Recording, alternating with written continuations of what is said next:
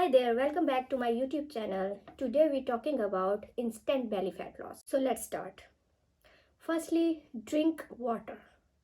Staying hydrated can help to reduce bloating and flatten your stomach. Secondly, deep breathing.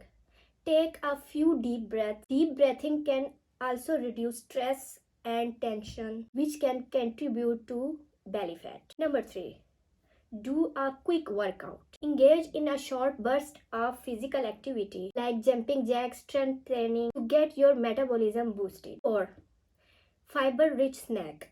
Eat fiber rich snacks. Fiber can help to reduce bloating and support healthy digestion. Number 5, belly fat burning tea. Take a belly fat burning tea. Certain teas like green teas, peppermint tea have been shown to support weight loss and reduce belly fat. That's it for today's video. Remember, instant belly fat loss is not sustainable or healthy. Focus on maintain healthy life choices that can you maintain in long term. So keep watching and don't forget to subscribe. Comment below which topic I explain next.